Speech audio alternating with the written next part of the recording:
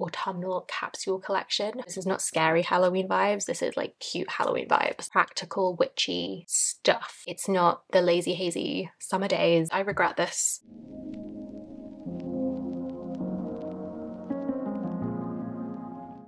Hello everybody, it's Sylvie. Welcome or welcome back to Tarot Magpie. I hope you're doing all kinds of good today.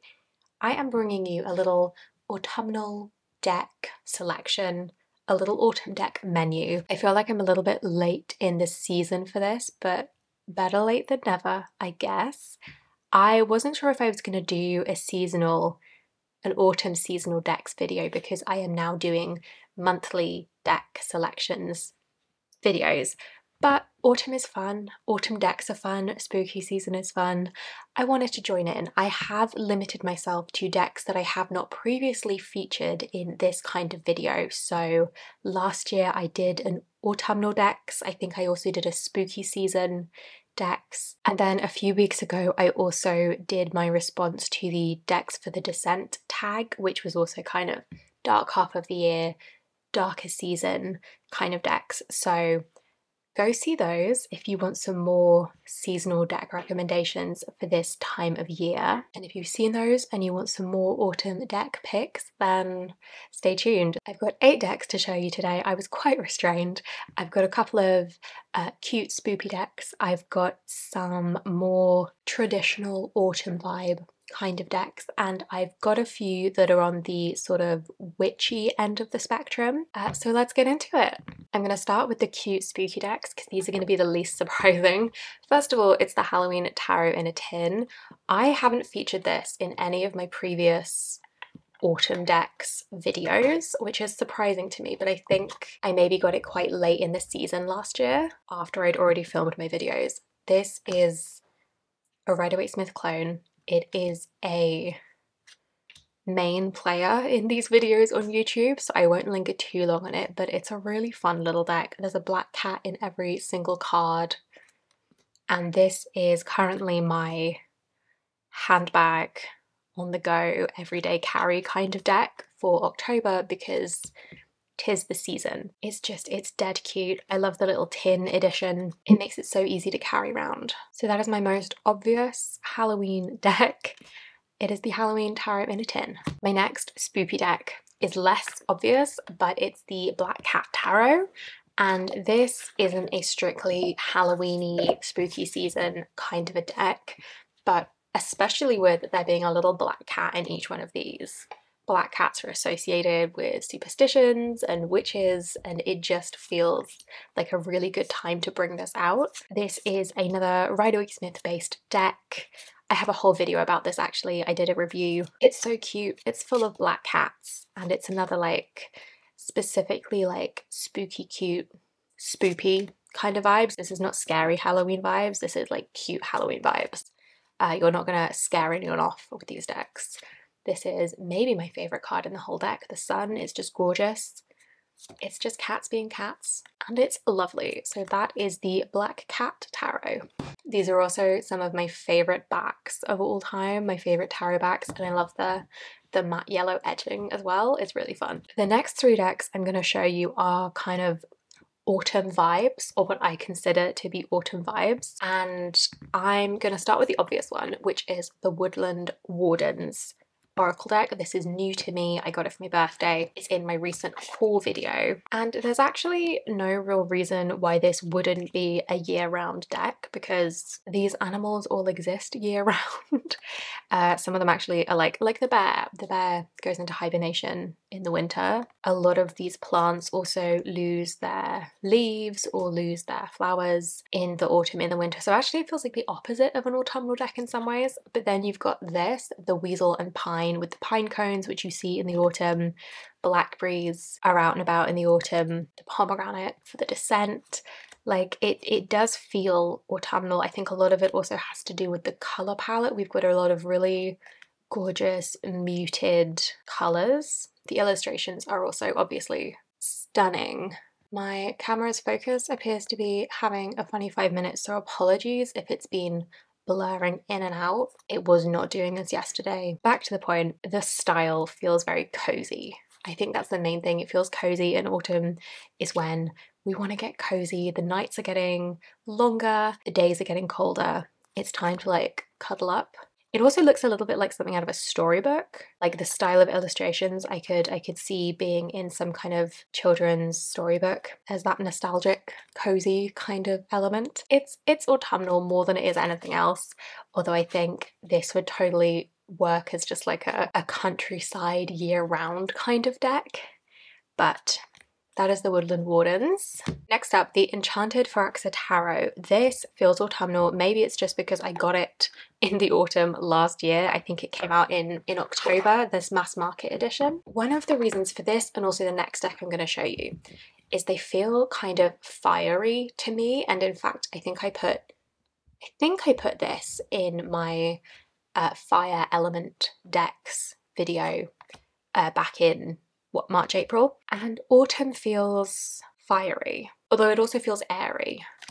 But regardless, I feel like this kind of, the specific kind of fiery vibe that this has feels autumnal to me. But also, again, it's the colours. There's lots of these like really rich, but also muted. What's the word for that? Like they're saturated, there's depth to them. It feels autumnal. There's also, this is a little bit sharper than MJ Cullinane's other decks that I have, which are a little bit, specifically the Guardian of the Night Tarot. That's actually not true of her decks, it's just the Guardian of the Night. The Guardian of the Night is quite kind. This one feels a little bit more cutting, and that feels very autumnal to me because the world is getting harsher, you know? The weather, the seasons are feeling harsher in autumn. The cold is biting, and it's not the lazy, hazy summer days. It's feeling a little bit more like stripped back, but specifically as though some of the layers of like summer is fun, summer is kind of holiday time, even if you no longer have school holidays. Like I don't. Summer's just another season, but the summer has this air of like almost fantasy that autumn doesn't have. Autumn is a bit of like a back to reality, and I think this deck mirrors that. The way that reality can be harsh, I think that really works. I think that really comes across in this deck, at least in my experience of it. So that's why I included it in the autumnal decks. Also, it's a lot, like I say, to do with the colour palette. We've got this gold border with the titles, the backs are this lovely kind of deep, it's a richness to the colour. That's what I'm getting at. Like, it's not, I don't remember, did I describe this as muted? I don't think I mean muted, I just mean not vibrant. But there's still a saturation, there's a depth. Summer's very in your face. I feel winter is very stripped back, and autumn is that in-between stage where things are kind of deepening and ripening. That's what this deck feels like to me. There's a depth to it. It's kind of full to bursting. It's kind of larger than life. Everything is a little bit larger than life. So that includes the harsher elements, I say, as I have the Ten of Swords and the Five of Swords and the Ten of Wands. There's an intensity to it, and I think there's an intensity to all the seasons, and I'm fully just going off on a tangent, but it's the richness of this that's intense. It's the richness of autumn that is intense, and it's the richness of this deck that is intense. And so for that reason, this is an autumnal deck for me. So after that very long-winded explanation for the Phyrexia, this is the Bonefire Tarot. This is the second edition. So this is the second edition with the lovely red edges. I did a video featuring this when it came out, actually. And it came out last autumn, last October, November. I did do a video about this, featuring this, doing a walkthrough of this. And maybe that's why it feels autumnal, is because I've got that seasonal association. But it's a fiery deck, and similarly to the Enchanted Phyrexia, this feels intense. Like the artwork for this, it's a completely different art style. This is an incredibly busy deck in terms of the illustration and the amount of symbolism that has been stuffed into every single card. But again, there's a richness, there's a depth. It's the kind of fire that I associate with autumn, in that kind of, I also love that it's pine cones for the wands, especially because wands are fire, and I'm associating that like fiery autumn, and it's pine cones. That's so perfect. I've actually only just made that association. So maybe subconsciously that was a reason that I think of this as an autumn deck. But yeah, there's an intensity to it. There is this sense of, I think the busyness has this sense of change that is very autumnal, especially where I live. I live in Britain. Autumn is actually quite short. We go from autumn into winter very quickly. And so it feels like we're trying to fit a lot into a short amount of time in a way, because in my head I'm like, sure, there's 3 months for each season because that's the year divided by 4, when in reality it never works like that. And so I always feel like I'm trying to cram a whole season into a much shorter period of time. And so I feel like this does echo that kind of busyness, that kind of chaos, that kind of like I just said, like fit everything, fit as much into a single card as you possibly can. And I'm like, I've got to fit all of my autumn activities into what is actually about a month. Like I woke up and it was a single degree yesterday morning, which is very much winter temperatures here, and we're what, mid-October still. So it's that kind of intensity. And I'm not sure, I think I'm rambling at this point, so I will leave that one there, but I hope I've explained myself. With the Enchanted Phyrroxa and with the Bonefire, they're both that kind of intensity. It's a transition from, really autumn is a transition from summer to winter, at least where I live. Seasonally, that's how it plays out. It feels less like a season in its own right. It's just kind of this period in between the nice hot summer and the cold empty winter. That kind of change and intensity I think is reflected in this deck. So that is the Bonefire. Also, I would be remiss to not mention that Bonfire Night is a thing in the UK, and this is the Bonefire Tarot. So that just makes sense. All right, finally, I've got some kind of witchy decks, and I'm going to start with the Witch Sister, which I think I have previously mentioned feels like late summer thunderstorms, which is still true, but I think it also, oh, she's glossy. I think it also feels quite autumnal, again, largely because of this colour palette. We've got a richness to the colours. There's this gorgeous, like, saturated greens, this beautiful saturated blue. It's jewel tones. It's not bright pop in your face colours, but they're certainly not bland. They're not washed out. I hate the colour edging that I did. I regret this. I coloured a few in this like coppery colour, which I also don't like, so I'm just I'm trying to ignore it. Okay. Aesthetically, this feels autumnal. I feel like this would pair with the Woodland Wardens, which I've not tried, but I feel like they'd look good together. Whether they'd read well together is an entirely different question, but this feels autumnal. This is how have I described this before? I've described it as potent. There's a lot of energy here, and it's kind of waiting. It's waiting, it's also like itching to kind of leap out of the deck. And I feel like that fits with autumn quite well. Autumn is very much a transitional season, as I've said 50 times.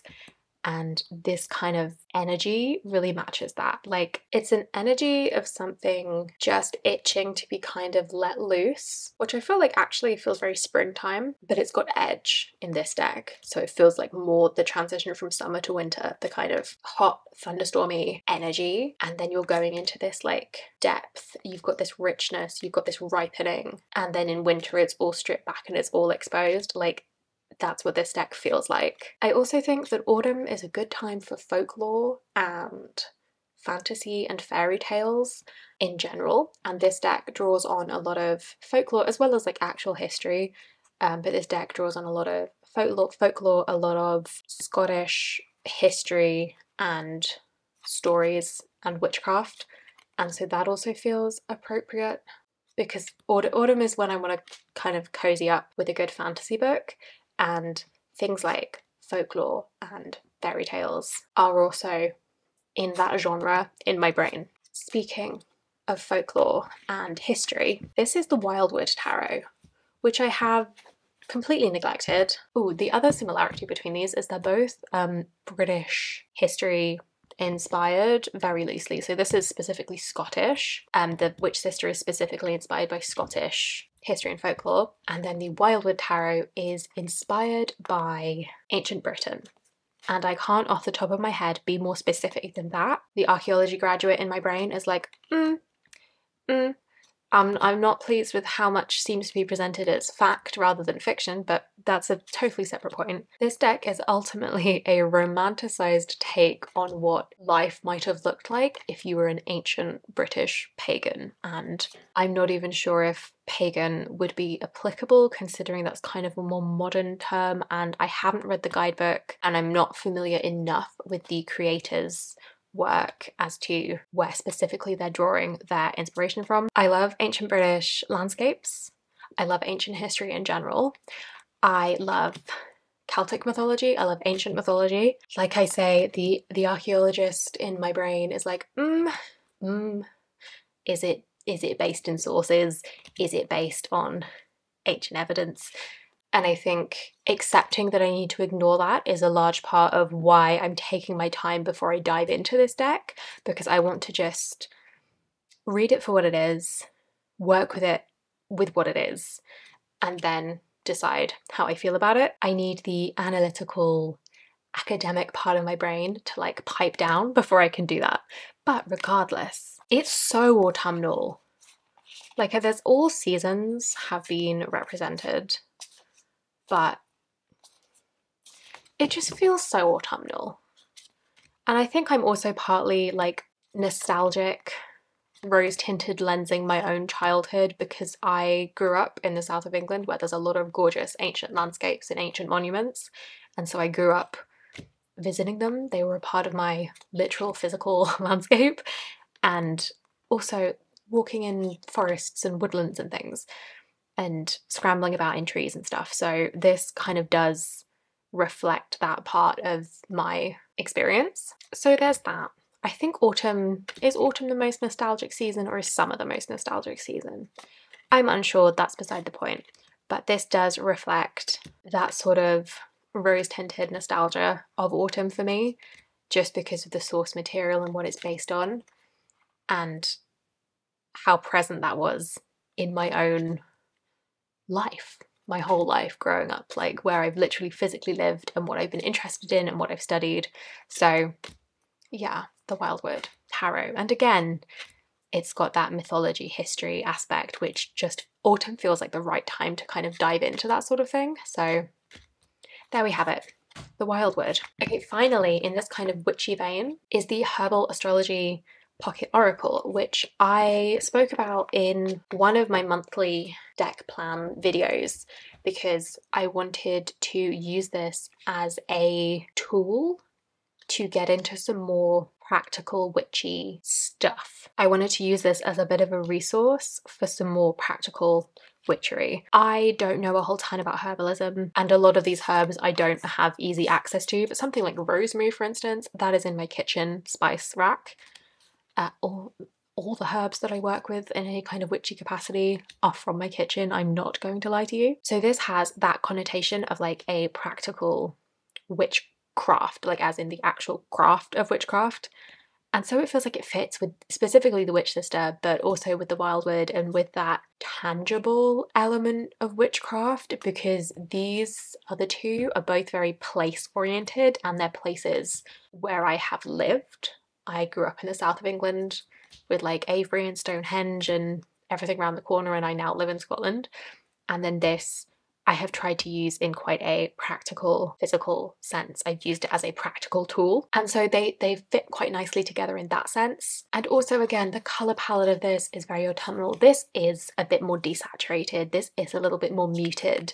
There's still some gorgeous, gorgeous colours, but it's a little bit browner.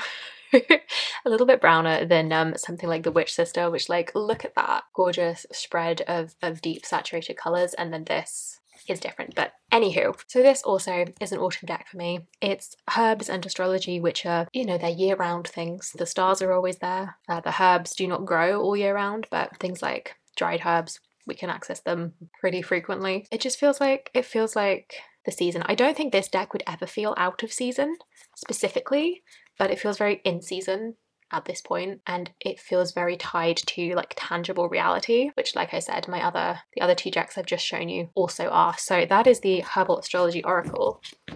Okay, so that is all of my autumnal decks that I wanted to show you today.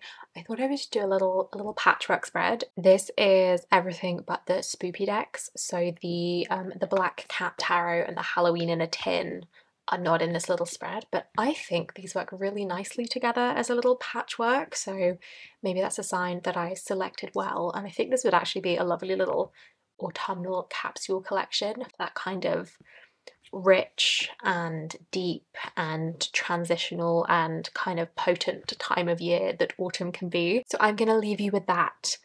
Thank you so much for watching. I really hope you have enjoyed. Let me know what you thought. Let me know what your autumn decks are. Of course, go and check out my previous year's autumn decks videos if you want more. I love these. I love seeing the decks that people pick out for certain seasons or for certain energies. So this is a lot of fun. But thank you so much for being here. Thank you for watching. I hope you have enjoyed.